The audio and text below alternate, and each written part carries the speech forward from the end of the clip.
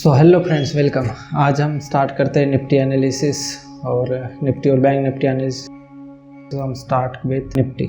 सो Nifty में आप देख सकते हैं कि इस वीक कुछ इंटरेस्टिंग डेवलपमेंट हुआ है। यहाँ से निफ्टी गैप डाउन ओपन हुआ है, फिर कुछ दिनों से यहाँ पे कंसोलिडेशन कर रहा है। बट ये जो कल का कैंडल है फ्राइडे का, ये उतना स्ट्रांग हुआ नहीं है। मतलब यहाँ से और निफ्टी के लिए डाउन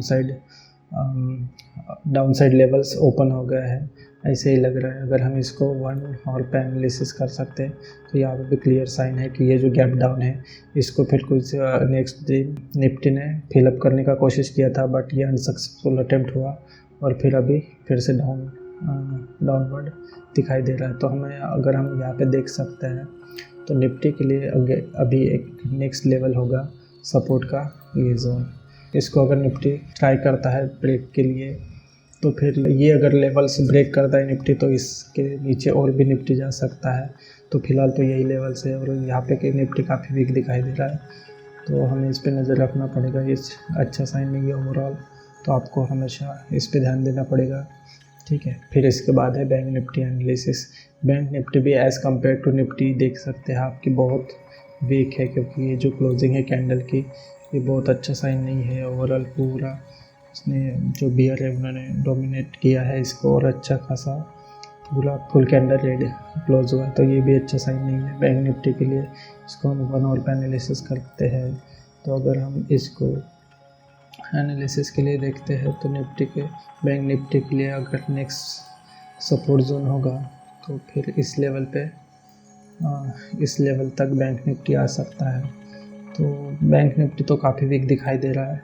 सो ओवरऑल यहाँ पे ठीक है, कोई अच्छा साइन नहीं है। तो इसलिए आपको अगर निफ्टी और बैंक निफ्टी में अच्छा खासा ये नहीं है तो आपको ध्यान देना पड़ेगा कि इन दोनों में आपको, अगर आप कोई ट्रेड लेते हैं या कुछ मैनेज करते हैं तो आपको पोजीशन साइज़ का बहुत ज़्यादा ध्यान रखना है। आपको कम से कम पोजीशन साइज़ रखनी है, क्योंकि निफ्टी यहाँ पे देख सकते हैं निफ्टी भी अच्छा नहीं है स्ट्रक्चर में और बैंक निफ्टी भी नहीं है। तो ओवरऑल निफ्टी और बैंक निफ्टी अगर अच्छे स्ट्रक्चर में नहीं है तो आपको कम से कम पोजीशन साइज़ रखना है, रिस्क मैनेजमेंट ऐसे अच्छे से मैनेज करना है, और जब स्ट्रक्चर या पैटर्न इम्प्रूवमेंट होता है तब आपको फिर से ट्रेड लेना है। तो फिलहाल फिर इसके बाद हम एक नज़र स्मॉल कैप और मिड कैप पे भी देख लेते हैं। तो मिड कैप में भी देख सकते हो ओवरऑल यहाँ से जो रेजिस्टेंस बना था ट्रेंड लाइन का, वहाँ से स्टॉक्स वहाँ से ही मिड कैप भी नीचे है, स्मॉल कैप भी देखा जाए तो ये ऐसा ही है कि अच्छा साइन नहीं है। यहाँ पे भी वीक ही दिखाई दे रहा है। फिर अगर हम देखते हैं कुछ लास्ट वीक के स्टॉक्स, तो उसमें था रिलायंस। तो रिलायंस देख सकते हैं कि यहाँ से अच्छा खासा रिलायंस ने रिकवरी किया था, फिर ये थोड़ा सा कंसोलिडेशन या ये पुल बैक बोल सकते हैं, पुल बैक लिया था और यहाँ से अच्छा है।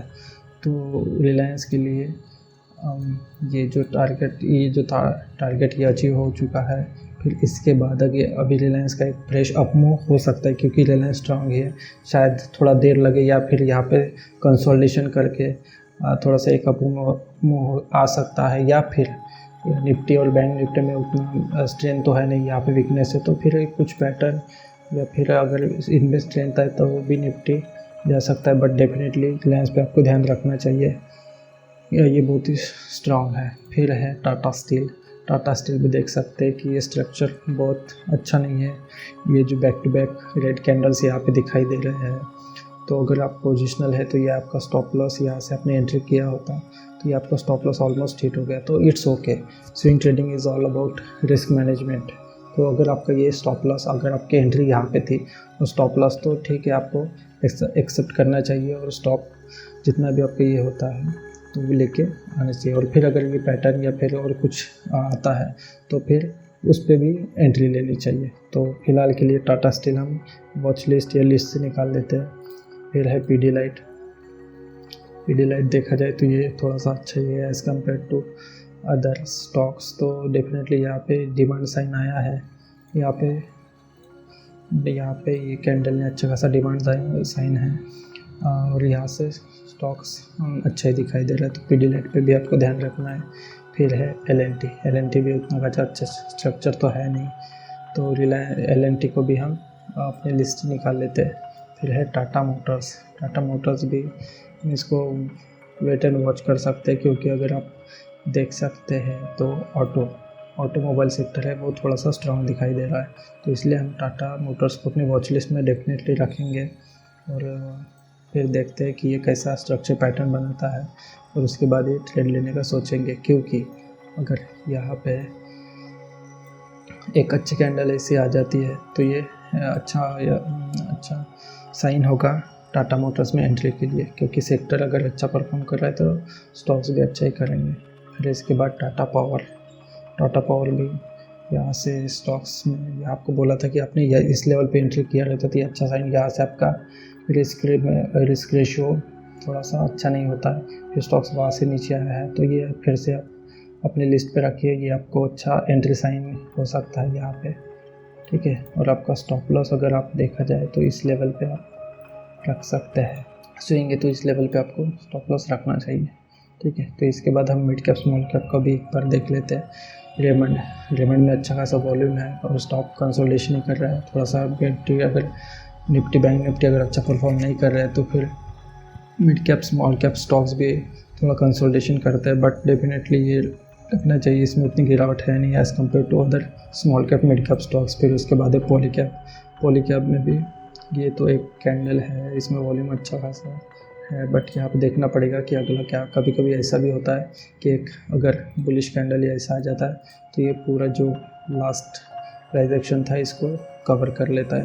तो देखना पड़ेगा कि यहाँ पे ये कैसा करता है, बट ये ऑल टाइम हाई पे है तो आपको थोड़ा सा और इसको टाइम देना चाहिए।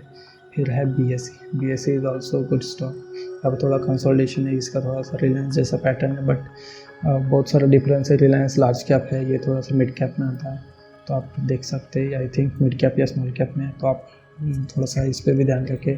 फिर Adani enterprise all time high पे है, यहाँ पर रिस्क रेशियो अच्छा नहीं है, बट आप देख सकते हैं कि अगर यहाँ पे रिस्क रेशियो की यहाँ पे स्टॉक को कंसोलिडेशन या थोड़ा सा पुल बैक होने दीजिए और फिर एंट्री लेंगे तो अच्छा होगा। फिर इसके बाद है SRF भी ऑल टाइम हाई पे था, बट स्टॉक्स काफ़ी नीचे आ चुका है, तो ये उतना कन्विंसिंग तो नहीं लग रहा। बट यहाँ पे अगर कोई एक अच्छा सा एक कैंडल आता है और रिकवरी साइन देता है तो फिर ये होगा, तो आप इसको भी रख सकते हैं। फिर एंजल वन इज़ इंटरेस्टिंग। यहाँ पे ये ऑलमोस्ट स्टॉक ने यहाँ से ये ब्रेकआउट हुआ था, फिर इसके बाद ये इस स्टॉक्स ने एंजल ने ये अच्छा साइन दिया है और एक स्टॉक्स में अच्छा सा डिमांड आके अच्छा क्लोजिंग दिया है। बट अभी कुछ दिनों से अगर ये कंसोलिडेशन यहाँ से करके स्टॉक अपने देख सकता है तो डेफिनेटली आपको इस पर अपने रडार पे रखना चाहिए। अगर एंजल वन का स्टॉप लॉस बात करेंगे तो इस लेवल पे आपको स्टॉप लॉस रखना चाहिए। फिर है प्रिंस पाइप भी इसको और थोड़ा टाइम चाहिए, ये थोड़ा कंसोलिडेशन ही कर रहा है। फिर है Tata consumer is also good stock, but इसको भी थोड़ा सा टाइम चाहिए। एक अगर ऐसी कैंडल आता है तो ये अच्छा हो जाएगा। चंबल फर्टिलाइज़र्स ये भी अच्छा ही दिखा है, क्योंकि इसमें वॉल्यूम का ये देख सकते हैं आपके अच्छा खासा वॉल्यूम है। स्टॉक्स थोड़ा सा कंसोलिडेशन करके ये कंसोलिडेशन कर रहा है, तो फिर भी आपको वॉच लिस्ट में रखना चाहिए। Tata Elxsi also good. हाँ, मैं इसकी बात कर रहा था कि अगर कभी स्टॉक्स कंसोलिडेशन करता है और एक ऐसी कैंडल आ जाती है तो ये अच्छा साइन होता है, क्योंकि यहाँ से ये रिकवरी साइन होता है और वॉल्यूम भी है इसके साथ में। तो डेफिनेटली आपको ऐसे स्टॉक्स को अपने वॉच लिस्ट में रखना चाहिए, ठीक है, क्योंकि ये वैसे अगर आप एंट्री लेते हैं तो ये आपका स्टॉप लॉस हो सकता है दिस पॉइंट, ठीक है। फिर इसके बाद है ATGL also good stock, all time यहाँ पे है, बट रिस्क रेशियो उतना फेवर में नहीं है। ये प्रीवियस पाइवट भी यहाँ पे बना नहीं है। यहाँ पे स्टॉक को कंसोलिडेशन करने दीजिए, अच्छा रिस्क रिवॉर्ड आने दीजिए और फिर इसके बाद एंट्री लीजिए। ट्रेंड भी अच्छा है। यहाँ पे आपको एक सपोर्ट, ये जो है लास्ट सपोर्ट यहाँ पे दिखाई दे रहा है। वॉल्यूम भी ठीक है, डेफिनेटली आप इसको स्टॉक्स अपने वॉच लिस्ट में रखें। सेंचुरी प्लाई जो है इसमें वॉल्यूम है, इसलिए हम इसको लिस्ट में रखेंगे, क्योंकि इसमें अच्छा खासा वॉल्यूम आया है। स्टॉक्स डेफिनेटली कंसोलिडेशन करेगा ही, बट और निफ्टी भी अच्छा परफॉर्म नहीं कर रहा है, तो इसमें और थोड़ा सा कंसोलिडेशन कर सकता है यहाँ से इस रेंज में अगर। और फिर यहाँ से आप एंट्री के लिए देख सकते हैं स्टार इसको तो बहुत टाइम है, ठीक है, क्योंकि वॉल्यूम में अच्छा है इसलिए आपने वॉच लिस्ट में रखा है इसको। बट अगर ये जब तक प्रीवियस रेजिस्टेंस को ब्रेक नहीं करता है ऑलमोस्ट ये लेवल, तब तक हम इस स्टॉक को एंट्री नहीं करेंगे। इंटेलेक्ट, सो इंटेलेक्ट में भी आप देख सकते हैं कि जैसा वॉल्यूम तो अच्छा खासा है, बट स्टॉक में ये रैली अच्छी खासी दी थी और फिर इसके बाद में एक वन साइड डाउनफॉल आया स्टॉक में। तो इसलिए आपको पोजीशन साइजिंग का बहुत अच्छे से ध्यान रखना है, क्योंकि कभी कभी ऐसा हो जाता है कि स्टॉक्स ऊपर जाने के बाद अगर आपको लगभग इस लेवल पे एग्जिट कर लेना चाहिए था, क्योंकि ये अच्छा खासा जोन हो जाता है तो आपको लॉस से बचे रहते हैं। फिर इसके बाद एस्ट्रल पॉली, इसको हमने लास्ट वीक ऐड ऑन किए थे। स्टॉक्स अच्छा दिखाई दे रहा है, बट ये थोड़ा सा जो इसमें ये सप्लाई साइन दिखाई दे रहा है, तो हमें देखना पड़ेगा कि फिर से कुछ कंसोलिडेशन कैसा नहीं होता है। बट इसमें ओवरऑल वॉल्यूम अच्छा है, इसलिए इसे हम इसको अपने लिस्ट में रखेंगे। So that's it guys, thank you very much.